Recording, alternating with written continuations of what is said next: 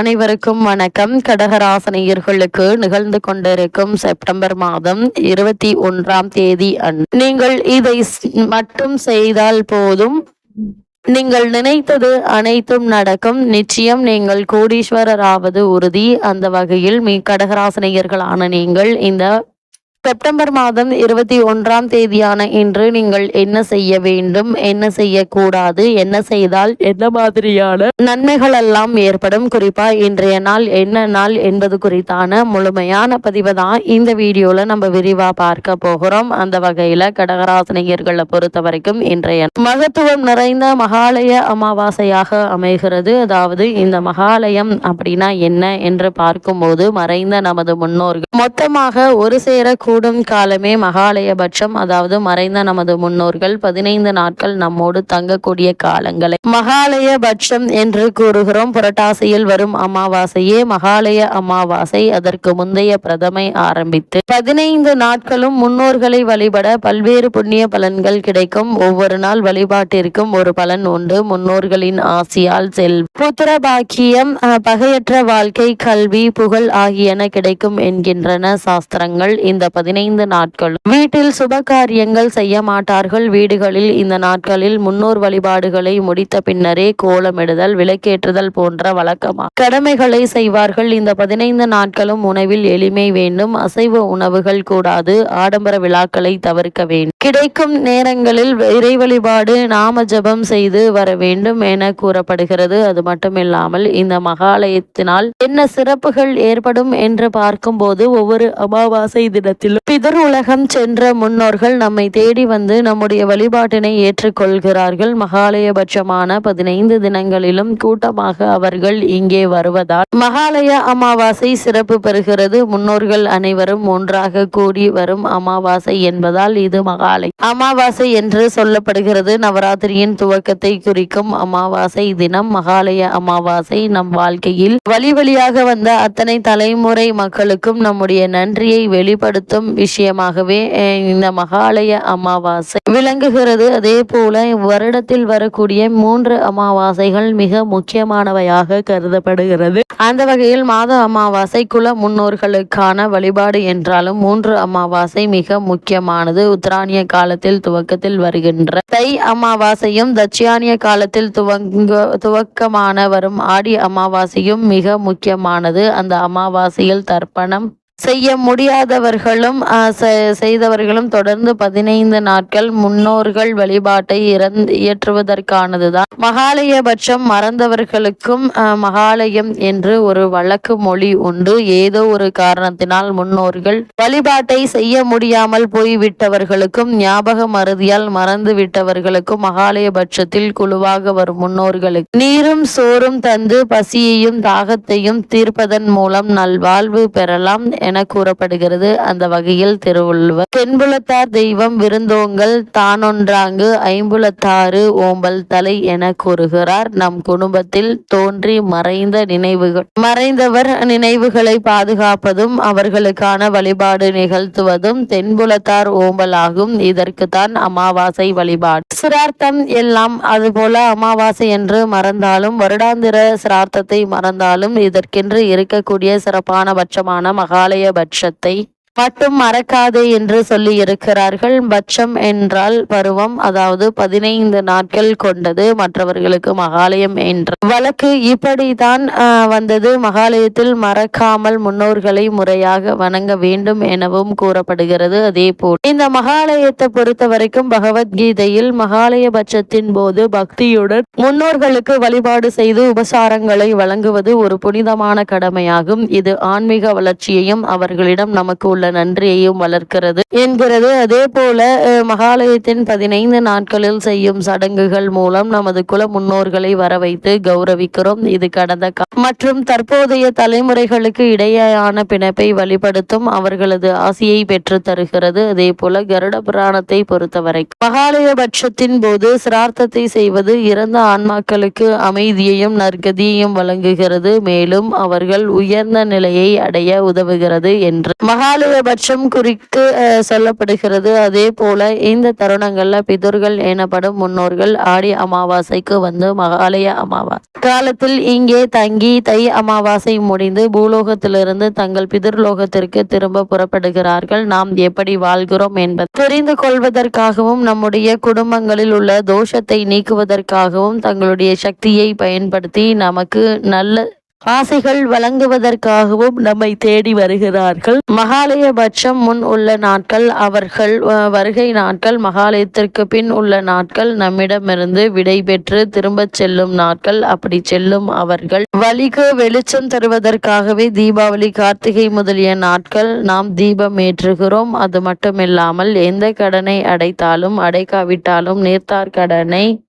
அடைக்காமல் விடக்கூடாது. நீங்கள் ஒரு கோரிக்கைக்காக குலதெய்வத்தை நாடியோ இஷ்ட தெய்வத்தை நாடியோ சென்றால் உங்களுடைய கோரிக்கை பலிப்பதும் பலிக்காமல் இருப்பதும் நீங்கள் செய்த நீர்த்தார் கடனை நிறைவேற்றுகிறீர்களா இல்லையா என்பதை பொறுத்துதான். நீர்த்தார் கடனை நிறைவேற்றாமல் நீங்கள் குலதெய்வத்தை இஷ்ட தெய்வத்தையும் அணுக முடியாது. தாத்தாவுக்கு தாத்தா, தாத்தா அப்பா என்று வரிசையாக வரும் சங்கிலி தொடரில் இவ்வுலகில் வந்து வாழ்ந்து அடுத்த சந்ததியை ஏற்படுத்திவிட்டு சென்றவர்களுக்கு செலுத்தும் நன்றி கடனாக தான் இந்த மகாலய வழிபாடு. எனவே எதை மறந்தாலும் இதை மட்டும் மறக்க கூடாது. அதே போல் தெய்வ வழிபாட்டை மறந்து விட்டால் கூட பிராயச்சித்தம் உண்டு. ஆனால் நீர்த்தார் வழிபாட்டை மறந்தால் பிராயச்சித்தம் என்பது கடினம். அது குடும்பத்தில் பலவிதமான தொல்லைகளை உருவாக்கும்.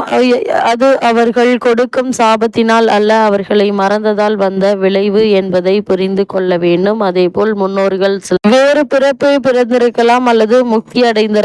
பிற மறுபிறவிகள் எடுத்தாலும் முக்தியை அடைந்தாலும் அல்லது பித்ருலோக கதியிலேயே இருந்தாலும் பித்ரு பூஜைகள் ஏதோ ஒரு வகையில் பித்ரு தேவதைகளின் மூலம் அவர்களை சென்றடைகின்றன. மறுபிறவி பெற்ற பின்னும் அது அவர்களுக்கு பயன்படுகிறது. அது மட்டுமில்ல, அவர்களை நினைத்து செய்யும் நன்றி உணர்வால் நமக்கும் ஏராளமான நன்மைகள் கிடைக்கும். நமது முன்னோர்கள் யார் யார் பிறவா நிலையை அடைந்துள்ளனர் என்பதை நாம் தெரிந்து கொள்ள முடியாததால் பித்ரு பூஜைகளை தொடர்ந்து நாம் செய்ய வேண்டும் என ஆன்றோர்கள் ரிஷி வலியுறுத்துகிறார்கள். நாம் செய்யும் பித்ரு பூஜை வீணாகுவதில்லை. அது மட்டுமில்லாமல் யார் யார் இந்த பித்ரு பூஜையை செய்யலாம் என்று பார்க்கும்போது தாய் தந்தை இல்லாத ஆண்கள் அவசியம் செய்ய வேண்டும். குழந்தை இல்லாத அதே சமயத்தில் கணவனை இழந்த பெண்கள் இந்த விரதத்தை கடைபிடிக்க வேண்டும். சங்க காலத்தில் பெண்கள் செய்த நீர்த்தார் வழிபாடு பற்றி பல குறிப்புகள் இருக்கின்றன. அதே போல் திருமணமான பின் தன்னுடைய தாய் தந்தையர் மறைந்துவிட்டால் அவர்களை பெண் வணங்கலாம். ஆனால் அமாவாசை விரதம் இருப்பதற்கும் தர்ப்பணம் செய்வதற்கும் விதிக்கப்படவில்லை என்பதை தெரிந்து கொள்ள வேண்டும். அதே போல பெண்கள் முறையான விரதம் இல்லாமல் கோவிலுக்கு சென்று தானம் செய்யலாம். அதாவது தர்ப்பணம் செய்யாமல் கோவிலுக்கு சென்று தானம் செய்யலாம். வீட்டில் பெரியவர்களை அழைத்து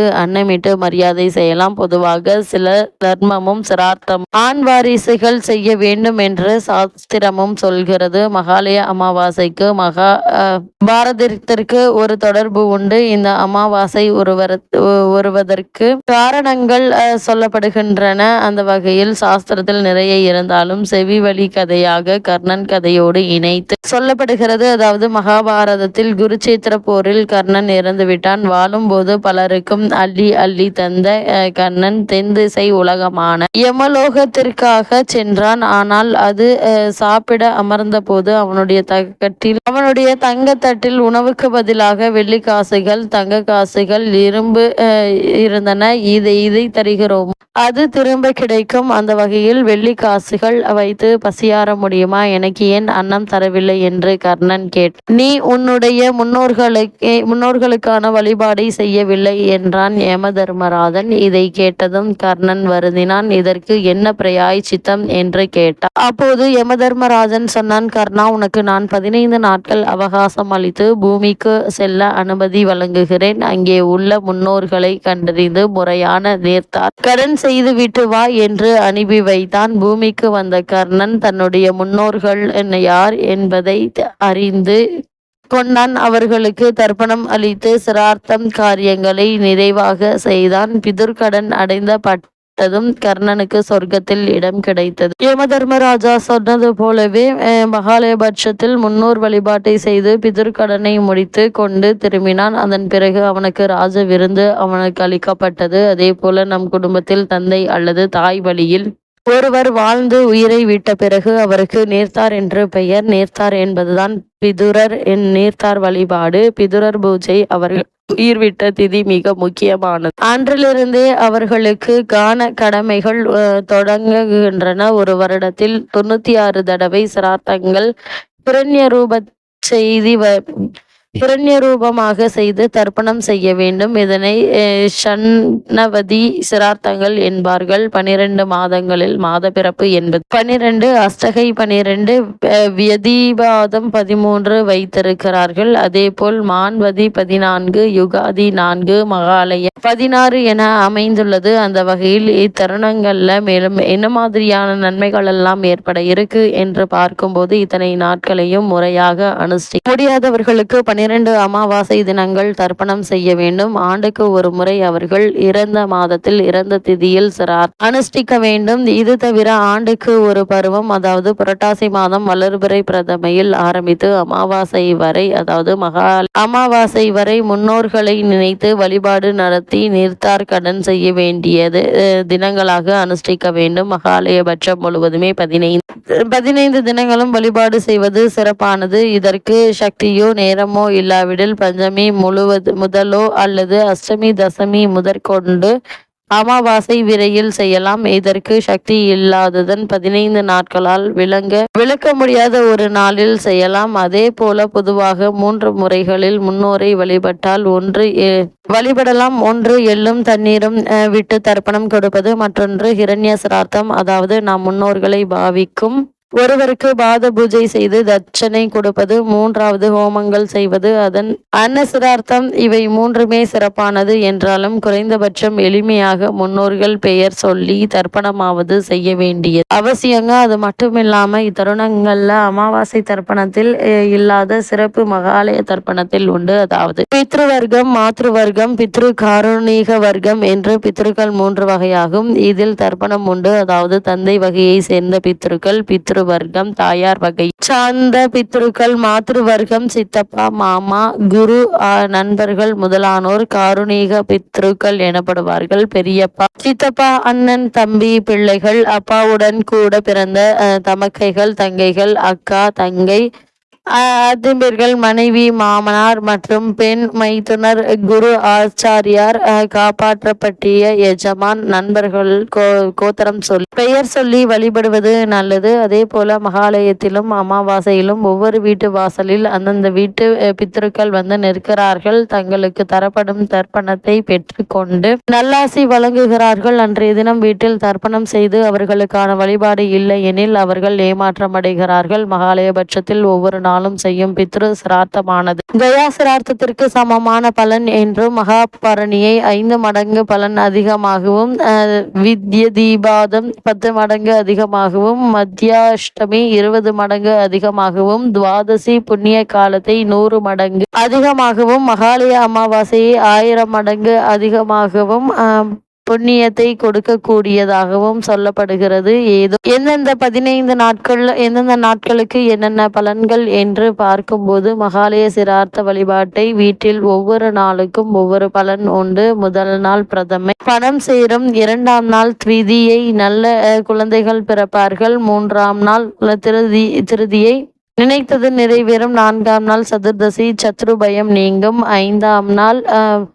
5ஆம் நாள் பஞ்சமி, செல்வம் சேரும். 6ஆம் நாள் சஷ்டி, புகழும் கீர்த்தியாகும். 7ஆம் நாள் சப்தமி, பதவி உயர்வுகள்ல தடைகள் நீங்கும். 8ஆம் நாள் அஷ்டமி, அறிவாற்றல் கிடைக்கும். 9ஆம் நாள் நவமி, திருமண தடை நீங்கும், குடும்ப ஒற்றுமை சிறப்படையும். 10ஆம் நாள் தசமி, நீண்ட நாள் ஆசைகள் நிறைவேறும், விருப்பங்கள் பூர்த்தியாகும். 11ஆம் நாள் ஏகாதசி, கலையில் வளர்ச்சி உண்டாகும். 12ஆம் நாள் திரியோதசி ஆரோக்கியம், நல்ல வேலை, தொழில் அமையும். 14ஆம் நாள் சதுர்தசி, ஆயுள் விருத்தியாகும். எதிர்கால தலைமுறைக்கு நன்மை கிடைக்கும். 15ஆம் நாள் மகாலய அமாவாசை. மேற்சொன்ன அனைத்து பலன்களும் நிச்சயம் கிடைக்கும் என்பதில் எந்த ஒரு சந்தேகமும் இல்லைங்க. ஒரு காரணத்தில் மகாலய பட்சத்தில் மகாலய சிரார்த்தம் செய்ய முடியாவிட்டால் பிறகு அடுத்த பஞ்சமிக்கு செய்வதாய் இருந்தால் பிரதமை, சஷ்டி, ஏகாதசி, சதுர்தசி, வெள்ளிக்கிழமை கூடாது என்பதை கவனத்தில் கொள்ள வேண்டும். அதே போல நீர்த்தார் வழிபாடு என்பது நம் குருதியோடு கலந்தது. ஒரு காலகட்டத்தில் அரசர்கள் ஒரே ஒரு பிள்ளை மட்டும் இருந்தால் அவன் தனது சந்ததிகளுக்கு நீர்த்தார் கடன் செய்ய வேண்டும் என்பதற்காகவே போரில் சேர்த்து கொள்ள மாட்டார்கள். நம்முடைய தமிழக கிராம மக்கள் அன்று காலை விரதமிருந்து